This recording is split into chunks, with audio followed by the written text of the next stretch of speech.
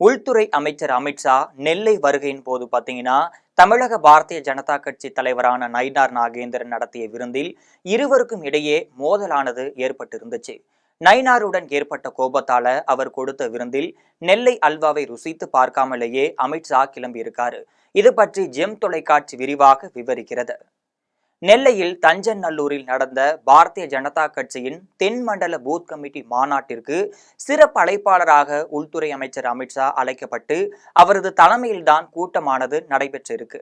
இந்த கூட்டத்தின் போது பாத்தீங்கன்னா அமித்ஷா பேசி கொண்டிருந்த போதே கிட்டத்தட்ட பாதி பூத் கமிட்டி உறுப்பினர்கள் அங்கிருந்து எழுந்து சென்று விட்டதாகவும் தெரிய வருகிறது.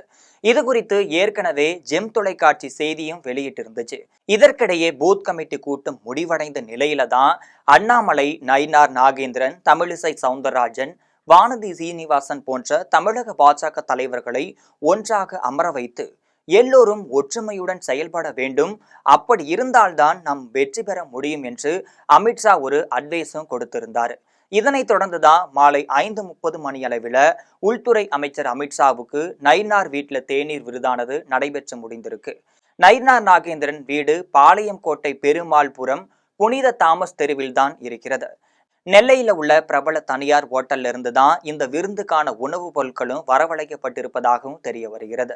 அமித்ஷா நன்றாக விருந்து சாப்பிட்டு பாராட்ட வேண்டும் என்ற ஒரு நோக்கத்துல தான் திருநெல்வேலி அல்வா, குழி பணியாரம், லட்டு, ரோஸ் பிஸ்கட் போன்ற இனிப்பு வகைகள், தட்டாம்பயிறு, சுண்டல், வேர்க்கடலை போன்ற பயறு வகைகள், filter coffee, tea, green tea என ஒட்டுமொத்தமாக 35 வகையான உணவு வகைகள் தயார் செய்யப்பட்டிருந்தன.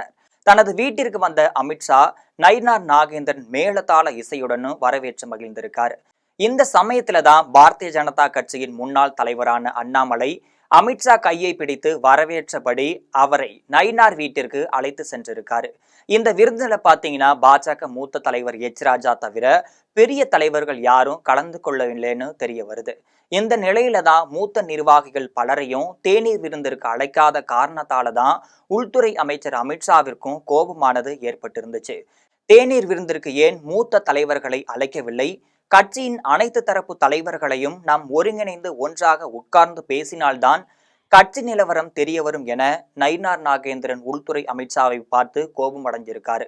இது மட்டுமல்லாமல் நயினார் நாகேந்திரனுக்கு ஏகப்பட்ட வசவுகளும் கிடைத்திருக்கின்றனர். பூத் கமிட்டி மாநாட்டுல நான் பேசி கொண்டிருந்த போது பாதியிலே பலர் வெளியே கிளம்பி சென்றார்கள். அவர்கள் எல்லாம் யார்? இது மட்டுமல்லாமல் மாநாட்டில் பங்கேற்ற வயதான பெண்கள் எல்லாம் உண்மையிலேயே பூத் கமிட்டி உறுப்பினர்கள் தானா? எனக்கு அதில் சந்தேகம் இருக்கிறது. மேலும் நான் பங்கேற்கும் நிலையில மத்திய அமைச்சர் பிரகலாத் ஜோஷி அவர்களை வருக வருக என எதற்காக பேனர் வைத்தார்கள் என்றெல்லாம் நயினார் நாகேந்திரன் ஒரு பிடி பிடித்திருக்கிறார். இதில் அப்செட் ஆன நயினார் நாகேந்திரன் பாத்தீங்கன்னா பதில் எதுவுமே பேசாம தலை குனிந்தபடியே வசவுகளை வாங்கி கட்டி கொண்டிருந்தாரு. நயினார் கொடுத்த விருந்துல தான் 2 ரோஸ் பிஸ்கட், பெரும் பயிறு, ஒரு டம்ளர் கிரீன் டீ மட்டும் குடித்த அமித்ஷா தமிழ்நாட்டின் புகழ் பெற்ற நெல்லை அல்வாவை தொட்டு கூட பார்க்கவில்லைன்னு தகவல் வெளிவந்திருக்கு.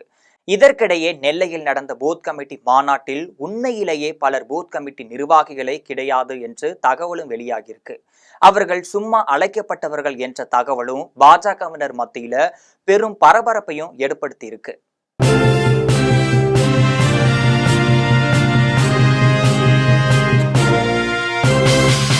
உடனுக்குடன் அப்டேட் தெரிந்து கொள்ள ஜெம் டிவி தமிழ் ஆப்பை இன்ஸ்டால் செய்யவும்.